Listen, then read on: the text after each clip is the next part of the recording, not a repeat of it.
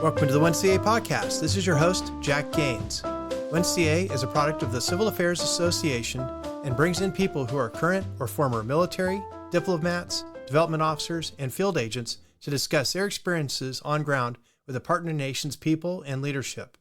Our goal is to inspire anyone interested in working the last 3 feet of foreign relations. To contact the show, email us at capodcasting@gmail.com or look us up on the Civil Affairs Association website at www.civilaffairsassoc.org. I'll have those in the show notes.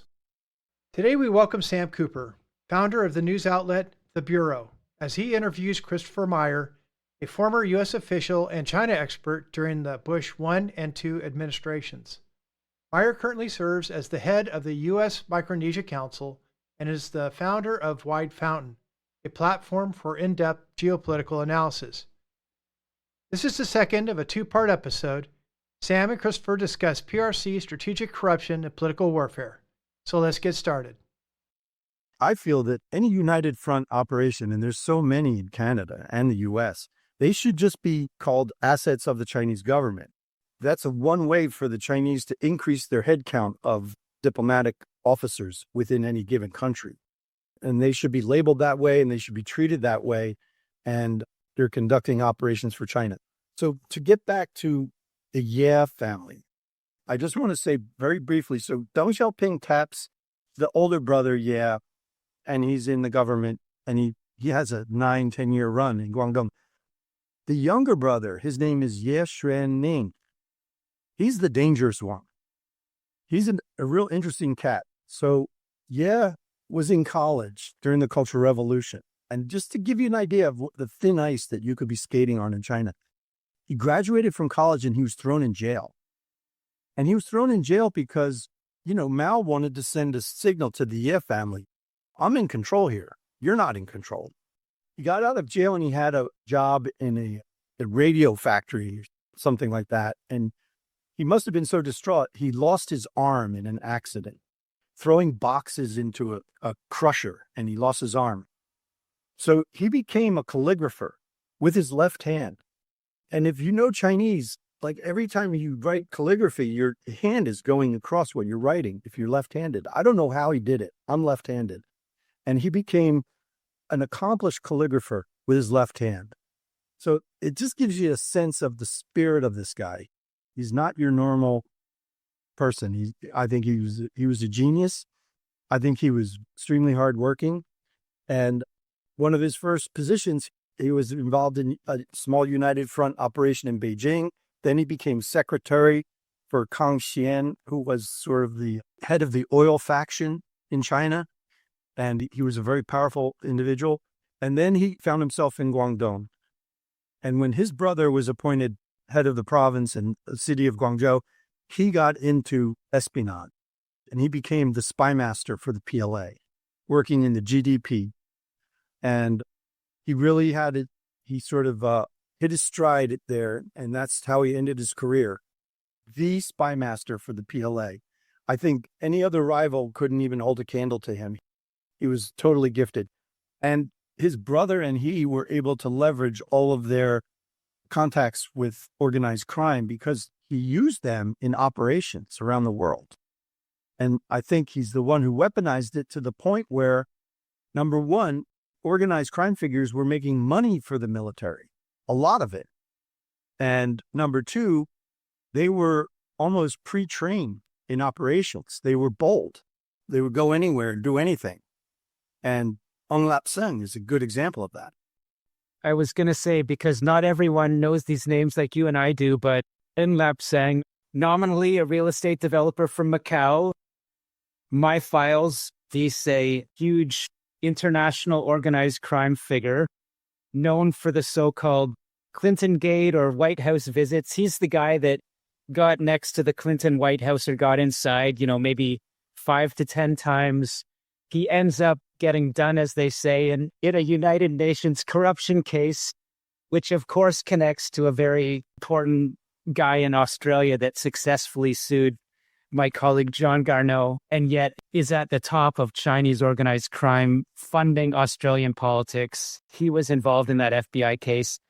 So to bring it back, what I've picked up in my book and in my repeated reporting efforts at the Bureau is these international Chinese businessmen in real estate and casinos, tech these days, they go around the world, they get next to our politicians, and that's their job.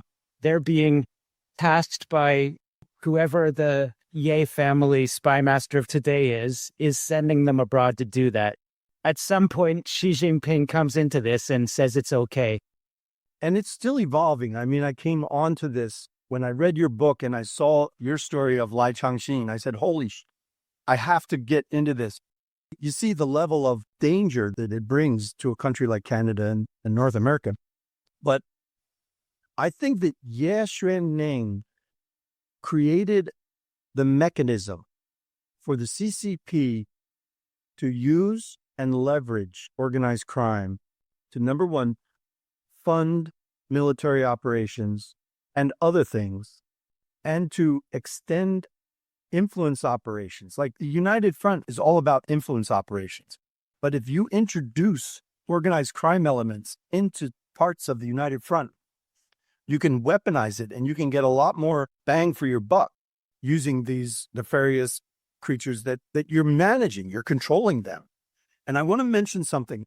How does the CCP have control over organized crimes? So I want to say in the late 90s, Macau, number one, was about to be returned from Portuguese administration to Chinese. And two, the kind of monopoly of the casinos license was coming up in 2002. And what happened was these triad operators were starting to push back against Stanley Ho. Stanley Ho's right-hand man was shot in the face in Victoria Park during this period. And the Portuguese sent an official to try to calm down the situation, and that individual was shot when he arrived. And the Communist Party kind of went in and took control. When the monopoly came up, Stanley Ho and his family, they got the coverage. But that's because he's completely loyal to the CCP. And so the CCP has so much leverage over these entities. And I think that Ye Xuanning he devised the strategy to integrate organized crime. And then he passed away in 2016. And then the institutional steps took place after that. They had to transfer from sort of a control of one man to the government running it. And you can see examples around 2016 of a lot of large-scale Chinese operations having disruption during this period. Because one of the reasons they were able to do this for so long was that Ye Xuanning was completely secretive. I mean, he managed these operations in a very keen and brilliant way, and he was never identified. Xi Jinping's role is interesting. Ye Jianying told his brothers to help Xi Jinping. And you can kind of see like an increase in their efforts when Xi's father, who was in Beijing and he had a very high role, he Politburo Standing Committee, and he was sent down because of Tiananmen. He was on the reformer side, and he publicly admitted it. He was a very admirable individual, and he said he was supporting Hua Guofeng. So he faced early retirement in 1993, and the Ye brothers were so upset about this, and probably Xi too, they sort of doubled down on their efforts on behalf of this political warfare. It's almost as if they were pissed off at the Communist Party, but they took it out on North America. It's like they had to become more radical in what they were doing because in order to get power in China, you had to outflank Li Peng and the hardliners. So there's an interesting element there. You talk about this combination of military intelligence and organized crime and political warfare and global influence operations. Trade is obviously involved. Explain what you mean by radicalization of that tool in operations. So there were about 10 operations in the 1990s that I believe were masterminded by the Yezi clique and primarily Ye Xuanning. The most outrageous, there was one and probably several smuggling of military-grade machine guns into the U.S. from China. And one of the groups that was set up, helped finance the military, was the Poly Group. And the Poly Group, they were on the bill of lading for these. And they were labeled as something else, but they came into the port of Oakland. And the interesting thing was the CEO of Poly Group, who was a princeling himself, was meeting in the White House and had his photo taken with President Clinton at the time that these machine guns were on the water. That's bold. Yes. And when I ponder this, it's like, I know how much the Chinese love photographs. That photo shown by Xi Jinping to all the cronies in Beijing would get him a lot of brownie points. And these machine guns were being distributed to gangs in the area. Street gangs in California. So this kind of thing, right? Right. And so that one was uncovered. But how many others slipped by? And there have been cases similar magnitude in Tennessee and Florida. Yeah, and this is where it gets into the leaked Sidewinder report that I touched on in the book. But yeah, that report refers to Poly Group laundering 2,000 AK-47s into California. You're saying you believe that not only is Xi Jinping supported by this Ye family intelligence, who I have no problem believing are behind the United Front organized crime nexus, you're saying you think Xi Jinping is a mind involved in this kind of thing as well. Originally, as I was doing my research, I thought Xi was the mastermind. But as I did a deep dive to what his contemporaries said of him, the big knock on Xi was that he wasn't educated. Like age 9 to age 25, his dad has been persecuted and locked up without trial. And he's forced to work in the countryside and he's not happy about it. I mean, he wasn't educated. And that's the biggest knock on Xi Jinping. And when you look at the history of Xi in Fujian, first of all, he goes to the Ministry of Defense and then doesn't do anything of note there as a young man, but then he goes into Hebei province and he's working in Hebei province as a middle-level provincial official, and he's not doing much. I mean, his big contribution was suggesting that they film a TV show in that province, and kind of burned out. He wasn't favored by the Communist Party officials there. You know, he's brought to Fujian, and Communist Party officials bounce around provinces, and each time they have an increasing role. Well, he stays in Fujian for 17 years. And it's almost like he's being babysat by the Yes. And I mean, the Ye family compound was a 2.5-hour drive from where she was in Fujian. And so I don't think he was the mastermind, but he was definitely the beneficiary. And I think that it was a long-term project, and the Ye brothers put the pieces on the table to help promote Xi Jinping. And here's an interesting thing.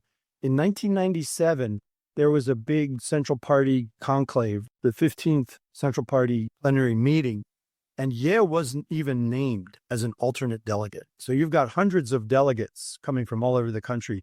And he's a princeling, and he's been in provincial government for 12 years, and he's not even named. Somebody forced him onto the list of alternate delegates. There were 150. He was the 151st alternate delegate. He didn't receive one vote. He was pushed on. And I think somebody in the Ye realm said, you know what? We're running all these operations, and we're doing it so secretively, nobody knows that this is for Xi Jinping. So they started gradually to kind of promote Xi as the mastermind of this. And the Yes were okay with that. But Xi Jinping was on his way to becoming the leader of China by 2002. And I was over in Taiwan, invited by the Ministry of Foreign Affairs over a year ago with international journalists. And we had kind of a dinner talk where their political intelligence expert was going to talk about some of this clan details and things like that. And they said, yeah, within the princelings, Xi Jinping was the least likely, the least talented to reach chairman. And so, okay, I'm not the expert. If someone from Taiwan is telling me that, you're saying that. So if true, and you're saying the power behind the throne is this Ye family that boosts him, and they're the ones you're saying that are the masterminds of what I'm going to call modern political Chinese communist warfare, using proxies, organized crime, dirty tycoons. So this is where we're going. Yep, this is where we're going. And let me just touch on a few of the operations in the 1990s, just to give you a sense for what was going on. And the fact that the Chinese were never completely called out on the carpet for it, just let them continue doing it. And one of the themes of my research is it's time to call the Chinese out. And to do that, you have to be very specific. I think there needs to be a large group of countries that has their research done, and they call out Xi Jinping for this political warfare that absolutely is hyper destructive. So you're saying this is an intelligence operation? Yeah. For the last 10 minutes or so, in direct relationship to this network you're talking about, the 90s, 2000 aggressive combination of international organized crime, Hong Kong tycoons, Macau tycoons, in Chinese military influence operations, also people smuggling, also drug smuggling, illegal migration, and, fentanyl. There is a basis that Chinese triads and Mexican cartels are working together on those things, and that Canada is you could call it, if this is a company, the controlling minds of a lot of this are in Vancouver and Toronto. Canadian ports are very deeply infiltrated by China, along with some Iranian mafia and intelligence. It's a fact. So where do we go from there? I myself, as a Canadian, the good countries of the world need to get together to combat this approaching, if not already into early stages of the axis of China, Iran, Russia, North Korea. We're at loggerheads, and they're using Canada, I believe, unfortunately. Right. And I do believe that Ye Xuanning is a genius, and he looked at North America, and he wants to inflict pain on the U.S. When he set up these plans in the early 90s, the Chinese GDP was a fraction of the U.S. So he had a lot of ground to make up, and he chose Vancouver because the resources to combat his efforts were probably deemed to be significantly less than the resources in the U.S. So I feel that the attack on Canada, the Vancouver model, if you will, which spread right across to Toronto and then down into Queens and across to LA and permeates everything. I believe that the US and Canada should try to get on the same page about this. And to the extent possible, Mexico as well. And then the UK and Australia haven't been unaffected by this. There should be a big effort to get on the same page with the West, because this is a totalitarian regime doing its level best to take us out. The controlling mind, I'm saying, of the Mexican cartels, I think it's Chinese triads. That's the real power there. I think we're both in agreement. If you want to draw a word picture that says what this is, picture that there's a really bad actor and he's throwing a really illegal party and selling drugs and he's bringing it all in.